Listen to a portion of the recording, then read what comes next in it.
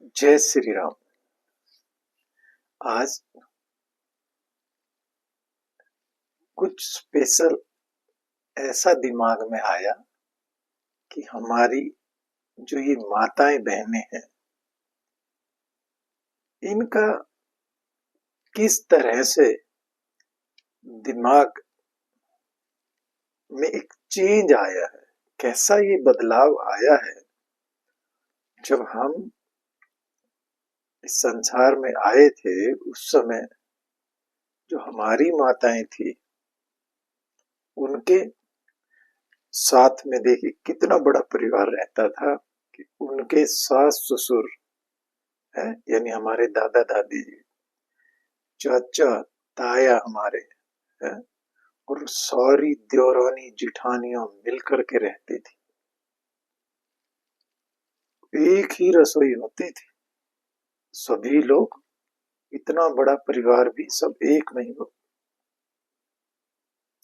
अब जिस बात की तरफ हम ध्यान ले जाना चाहते हैं कि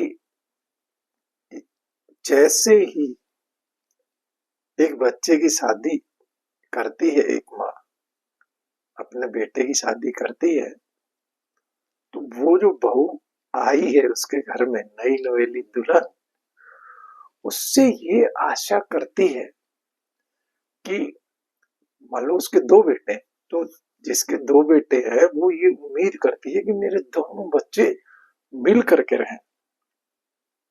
तो जो बड़ी आई है, अभी छोटे की अगर शादी नहीं की है तो कुछ दिन तक तो, जब तक छोटे की शादी नहीं होती है तब तक वो मिल करके रह लेती है। लेकिन जैसे ही आपने छोटे बेटे की शादी कर दी तो भाई फिर तो उनका रहना मुश्किल हो जाता है। और थोड़े समय के बाद ही 4-6 महीना तक ज्यादा से ज्यादा रह पाएंगे, उसके बाद ही बिल्कुल अलग हो जाते हैं। और जो बेचारे अब माता पिता बन गए, उनको लगता है अरे मेरा परिवार बिछड़ रहा है, तो अंदर से बड़ी दुख होता है। लेकिन इस बात को भूल गए कि किसी का परिवार तुमने भी बिछाड़ा था। अब इस बात को थोड़ा सा समझे कि भैया जब तुम इस संसार में ये जिम्मेवारी उठाने लगी थी ना, कि किसी की बहू बनकर जब आप आई थी, तो उस परिवार में भी तो एक दो उसके भाई और होंगे तुम्हारे पति के, तुम क्या उनके साथ रहे? अब जिनसे भी आप कहोगे वो कहेंगे हम तो ठीक करते थे लेकिन वो ही ऐसी थी। तो ये जो बातें हैं, ये बातें हर कहती, हर माता हर बहन के मुख से यही सुनने को मिलता है। तो क्या करते हैं हम, अपनी जो कमजोरियां हैं उनको छिपाने के लिए दूसरों पर थोपने लगते हैं। भैया संसार का जो नियम है कि जैसा तुम बोओगे वैसा तुम काटोगे। तो अब जो तुमने बोया था किसी के, मान लो आपने आपने सास के घर को कैसे उजाड़ दिया था, वो सास, वो तुम्हारे ससुर, वो भी तो चाहते थे ना कि हमारा जो परिवार है वो मिलकर के रहे। लेकिन तुम जिस दिन से घर में आई थी उसी दिन से तुम्हारे अंदर ये लगन लगी थी कि किस तरह से मैं अलग हो जाऊं, बस मैं और मेरा पति, बाकी मुझे किसी की कोई आवश्यकता नहीं। तो तुम्हारे मन में ये जब बातें थी, देखो किसी के दो बेटे थे, किसी के तीन, हम भी समाज से देख करके आए, तो वो सारे अलग अलग कैसे हो गए हैं? एक समय में सारे भाई मिल करके खाना खाते थे, सब साथ रहते थे, और फिर धीरे धीरे शादी होती गई, और धीरे धीरे घरों का ऐसा बंटवारा हो गया कि अब भाई भाई के घर में तो जाते ही नहीं। कोई कार्यक्रम हो तो जाना होता है, अदरवाइज तो बहुत मुश्किल है। और कार्यक्रमों में भी भाइयों को कहाँ बुलाते हैं लोग। तो आपने ये गलती स्वयं की थी, उस समय आप ये भूल गए थे कि बच्चे आपके भी होने हैं, और उम्मीद आप भी यही कर रहे। कि भैया हमारे बच्चों को इस तरह से रहना आ जाए कि ये मिल करके रहें। जैसे किसी के दो बेटे हैं तो अब वो माता पिता चाहते हैं कि मेरे दोनों बच्चे मिल करके रहें। अरे मिल करके, ये तो अब आपको भी साथ रखने वाले नहीं। तो इस तरह का जो ये सामाजिक परिवर्तन आया, देखिए आप एक परिवर्तन के दौर से गुजर रहे हैं, तो उस परिवर्तन के दौर को हंस करके सहन कर लीजिए। नहीं तो क्या होगा कि आप उनको इकट्ठा रखने के चक्कर में और अपने आप को खराब कर पाए। भैया कोई रहने वाला नहीं है साथ में। एक ऐसी, ये तो देखो संस्कारों पे डिपेंड करता है।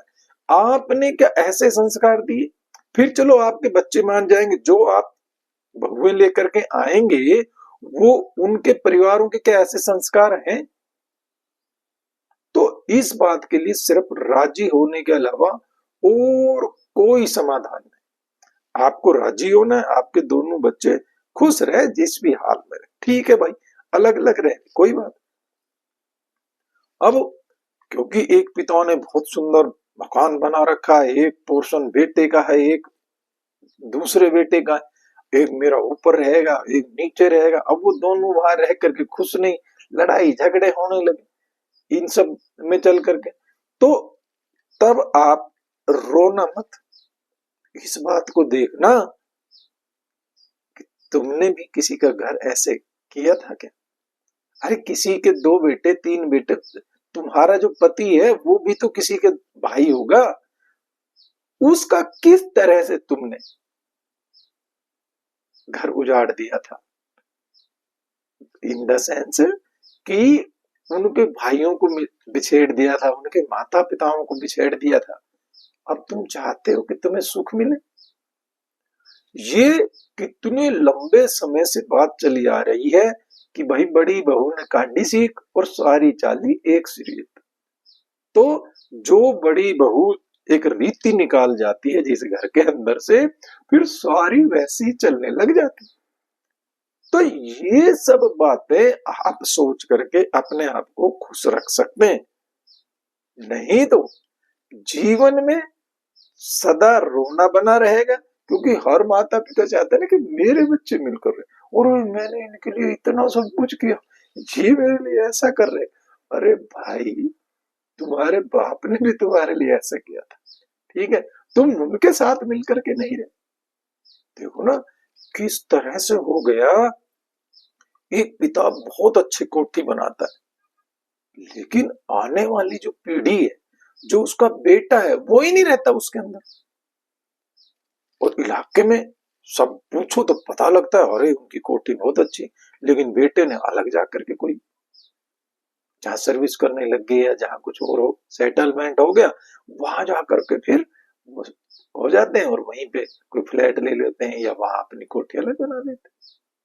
तो ये देखिए एक बदलाव के दौर से आप गुजर रहे हैं, तो जीवन में खुशी खुशी आपको बदलना है।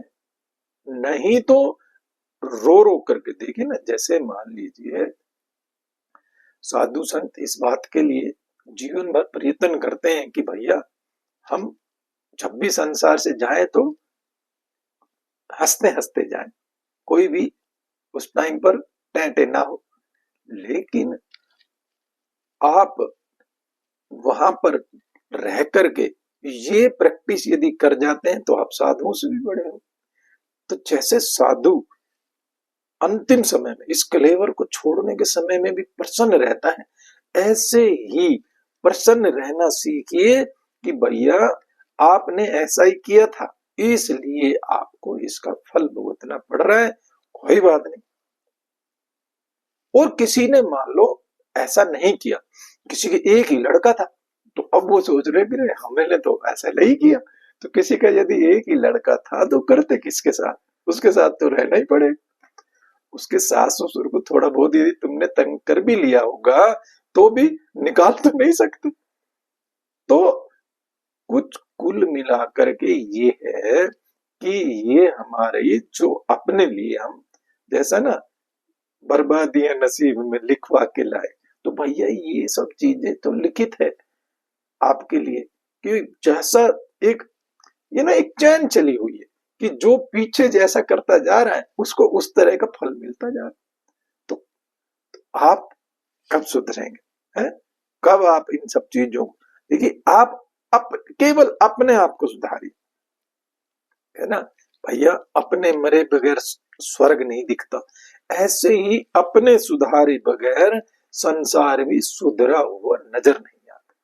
तो ये जो माताएं बहनें हैं, इनका जो इस दिमाग के अंदर ये बातें रह जाती हैं कि भैया हम अच्छे थे, हमने तो बहुत सेवाएं की, किसी से भी पूछो है, तो इस तरह की जो बातें करती हैं भैया, अगर करते तो आपको मिलता, ये इसका एक प्रमाण है। तो अपने आप को दुखी ना करें और इन बातों को समझें, सोचें कि हमने जैसा किया था वैसा हम भोग रहे हैं, खुश रहना चाहिए। पुलिस रामचंद्र की जय।